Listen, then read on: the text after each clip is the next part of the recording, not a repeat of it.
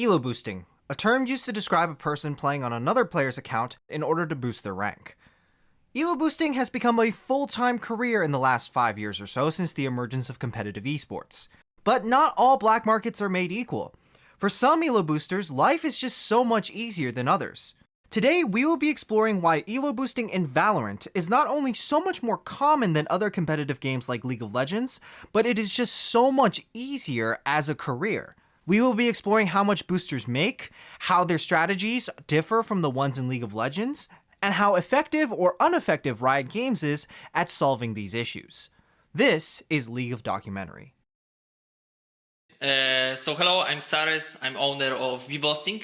We provide rank boosting mainly in Valorant, but also in other games like League, Apex, and CSGO. I just started my service from just Discord. Then I collected some money. I invested to website, and I'm still investing to this website and still improving the service every day.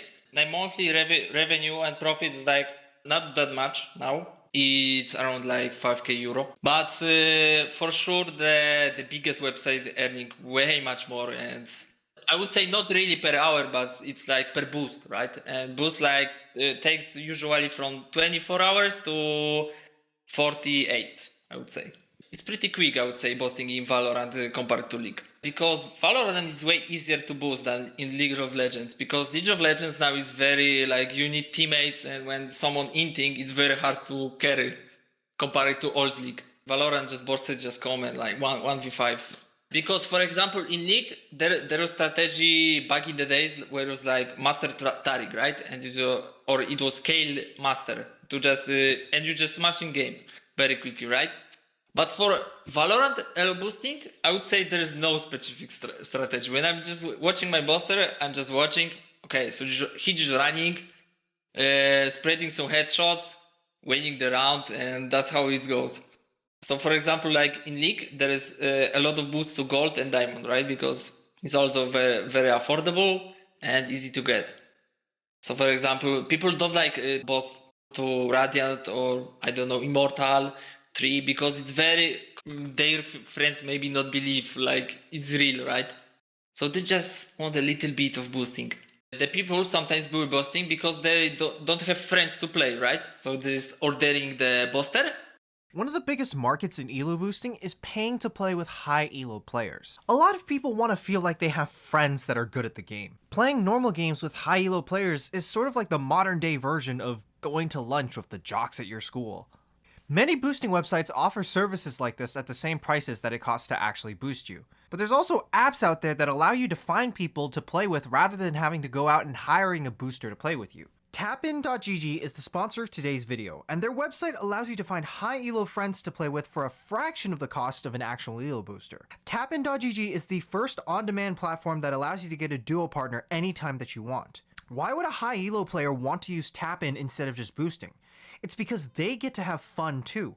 Instead of playing on their main and worrying about how fast they can achieve Elo, they get to relax a bit and play with a new friend. Tapin gives you a more genuine experience with a high-rated player, whether it's League or Valorant, and it focuses more on learning rather than boosting. Tapin also provides coaching at the click of a button to help you improve your game. Anyone can use Tapin regardless of their Elo.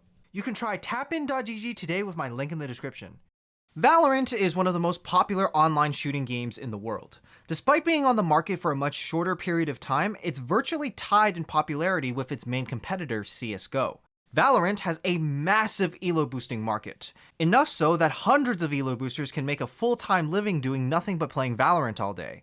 But if you compare Valorant to CSGO, Elo-Boosting doesn't really exist much within CSGO. Why does Elo-Boosting exist for Valorant but not CS? It has to deal with the different directions that Riot Games have and Valve have when it comes to approaching their games and how active they get within their communities. Riot Games only has a handful of titles, so they have a lot more time on their hands to micromanage each one individually. When it comes to things like cheaters and hackers, Valve is much more hands-off. Valve's anti-cheat system VAC is far less effective than Riot's Vanguard. Because it's so much easier to cheat, and because cheating is so much more prominent in CSGO, most people who want a higher rank will just pay for a cheat instead of an Elo boost because it's just so much cheaper. Due to rampant hacking, there's a lot less real competitive clout when it comes to your CSGO rank. Even pro players have been caught cheating on multiple occasions during matches. When you show off your CSGO rank, it's not really as impressive as a Valorant rank because at the back of everyone's head, they're thinking, maybe he cheated to get there. When Valorant first released, one of the biggest selling points and one of the biggest marketing points that Riot drove home was its anti-cheat system. That beautiful, beautiful cheaters detected screen, when CSGO players saw that for the first time, it was like the first time they had ever seen a victory screen. Because cheating was just so much harder from the get-go in Valorant, and because a lot of League of Legends players came over due to the fact that it was a Riot Games title, Valorant was a very fertile place to create an elo-boosting market. Hackers and cheaters do exist in Valorant today. Any shooting game as popular as Valorant will inevitably have people trying to break the game and gain an advantage. Unfortunately for Riot Games, the better they make their anti-cheat, the better the cheats become. It's like Riot is spending resources to train the cheaters to become stronger and better every single day. And eventually one day, the cheaters will break the entire game. But for the majority of Valorant's existence, cheating wasn't mainstream by any means. If you compare the prices of a CSGO Elo boost to that of an Elo boost for Valorant, you can see a massive difference. The lowest rank for CSGO is Silver. A boost from Silver to Global Elite will cost on average about $200. A boost in Valorant from Iron to Radiant would cost thousands of dollars. The Valorant Elo-Boosting market is worth 10 times that of CSGO, its main competitor. Ironically, when you solve the hacking issue, you create the elo-boosting issue. So how much does an average Valorant elo-booster actually make? That will depend on the rank that the player is boosting on, but the average amount ranges between 5 to 20 USD per hour. So how are so many people able to make a good living off of an average of $12 an hour? It's because of our global internet economy. When it comes to jobs, you're no longer competing with other people in your area code. Depending on your job, if it can be worked remote, you will be competing with everyone across the globe. This is how much food $10 will buy you in America. And this is how much food $10 can purchase in a third world country.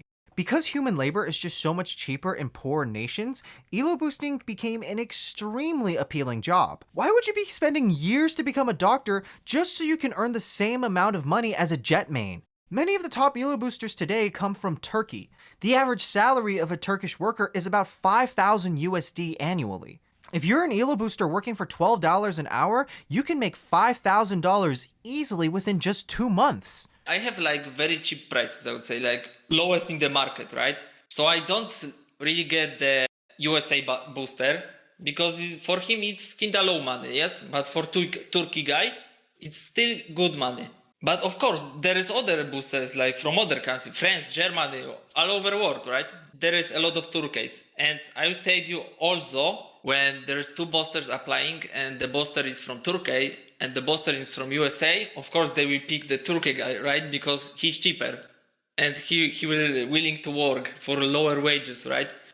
And he will be also like very thankful for this opportunity, right? Valorant is very popular in Turkey because Riot Games decided to make a financial commitment to that country specifically. Turkey has its own servers, and so it has a much lower ping there compared to other games. But of course, due to this effect, many high elo Turkish players are spending all day boosting garbage EU players. The factor of the global internet economy is not unique to Valorant. Most of the boosters in League of Legends are also in countries with massive currency differences. But the main difference between Valorant and other games like League of Legends is stability. If you are a League of Legends boosting service, on a regular day you will get anywhere between 3 to 10 orders depending on the size of your website or your Discord server. That's not a bad amount of boosting, but it's not nearly enough to give dozens of people boosting jobs. In League of Legends, boosting is a seasonal business. When the end of the season arrives, a website will go from 10 orders a day to over 100 orders a day. Boosting prices skyrocket up to 100% because websites almost never have enough boosters to actually fulfill all the orders. But during the middle of a season, there's very little work and almost no orders whatsoever. That may change as of this year because Riot has decided to add a new rank reset as of last year. But in Valorant, there has always been 3 soft resets every single year. And so ironically, that actually creates stability in this job market. There is always a constant stream of steady orders flowing in and more work to do regardless of whatever time it is during the year. Instead of waking up and worrying about whether they'll have another job tomorrow, Valorant Elo boosters rest easy in knowing that there's always more work for them. Regardless of whether you're a doctor, a teacher, or an Elo booster, job stability is important for any field in any profession. Because of all these factors, Valorant has more Elo boosters than League of Legends, and more of them stick around rather than burning out. But the numbers is not the only reason that Valorant Elo boosting is so appealing. The game of Valorant itself makes it easier to Elo boost in comparison to its predecessor League of Legends. Riot's philosophy when it comes to league balance is to make it a more team-orientated game. While a challenger player certainly won't have any issues smashing his way through Bronze Elo, he's still working hard to 1v9 all of those games where his team is feeding. If your teammates are useless in League of Legends, that results in the enemy team becoming stronger with items. If your team is useless in Valorant, you can still 1v5 just as easily just because you're better at aiming than everybody else. You don't have to depend on your team in Valorant.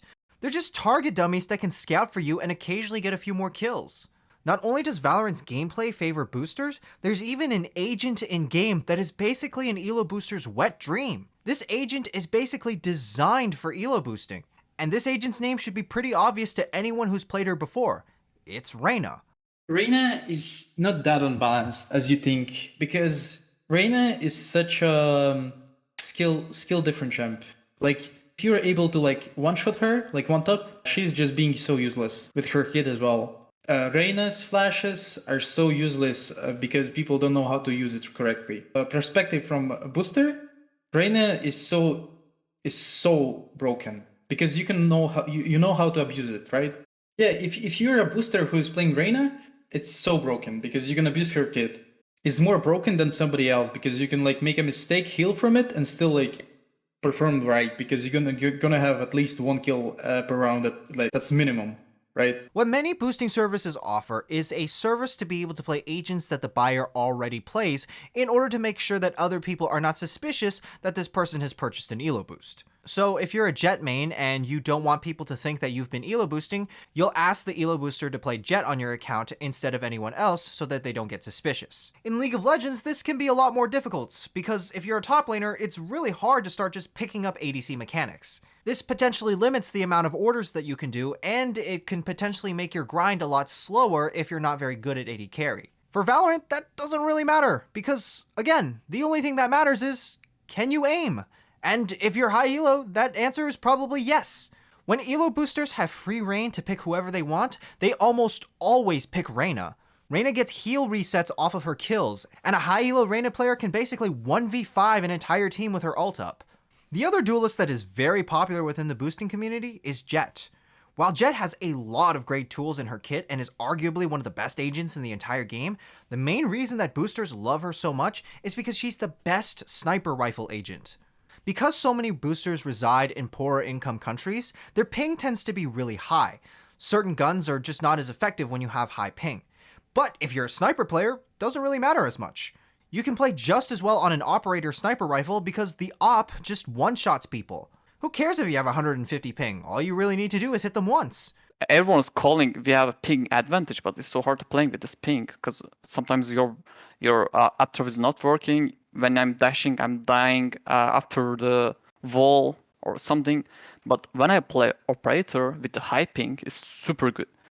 I swear to God, I can't play operator on EU server, but I'm playing like a god with the op on the NA server with high ping, like a 150 over the 150 pings. So basically, that's why I'm choosing the Jett, because every time I'm getting operator and the data, I'm destroying them all with the operator. Because of Jett's mobility, popularity, and her safety when using an operator, she becomes the second most played agent when it comes to elo boosting. Recently, Riot has actually tried to combat boosters by adding something into the game called ping correction. Basically, if you're playing from very high ping, all of your shots on a regular gun will shoot as if you had normal ping. This results in you not hitting any of your shots whatsoever. You see, he's shooting, but it's not working because he has a high ping. And the Elo booster crying about that right now. We can't do any order right now, guys. Or something, you know. Jett, Reyna, and Operator all contribute massively to these elo boosters' win rates. A high elo Radiant player can have a 90% win rate all the way up to the top 0.1% of players.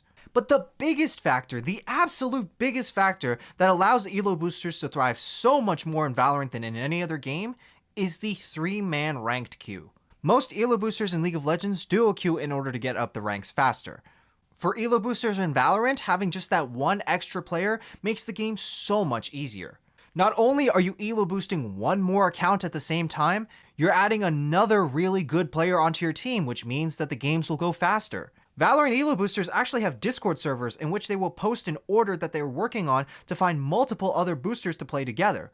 This drastically speeds up the process and makes Elo boosting so much easier. If you're ever in a game of Valorant and you see 3 people on the enemy team with pings over 100, get the fuck out because they are about to open you up. According to Zerez, a large boosting website will receive around 40 orders for an Immortal boost every month on the North American server.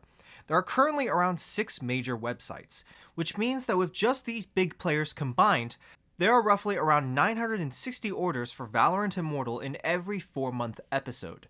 This does not account for Fiverr, G2A, or the hundreds of Discord servers out there and other private sellers in the market who also give out Elo boosting. There are roughly 20,000 Immortal players in North America at one time, which means by the most conservative estimates, at minimum, 5% of all Immortal players in North America are Elo boosted.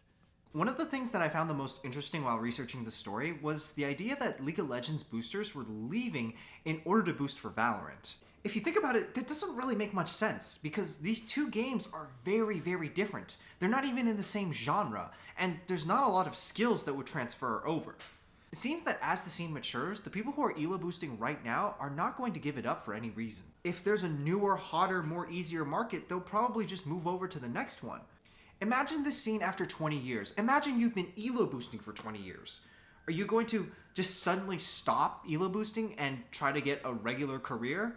No. If your only marketable skill is playing video games, then it's very likely that you're just going to move on to whatever the next big video game is. In the ping correction change that we talked about earlier in this video, that was implemented a few months ago by Riot, and it's already very clear that most of the Elo boosters have already adapted after just such a short period of time. They are adapting, they are changing, they are doing everything in their power to stay in this job. Think about this from Riot's perspective. They're paying hundreds of thousands of dollars to California software engineers to police kids making up to $20 an hour. There's also a monetary incentive to keep these kids in the game. Elo boosters are some of the game's most hardcore addicts. They are literally playing 10 hours a day every single day for a living. It's pretty clear at this point that regardless if it's League of Legends, Valorant, or some other crazy game that Riot is still developing at this point, it doesn't matter what game it is. The only thing that will stop Elo boosting in Riot Games' community is if Riot Games themselves go out of business. My name's Donghua. Thanks for watching.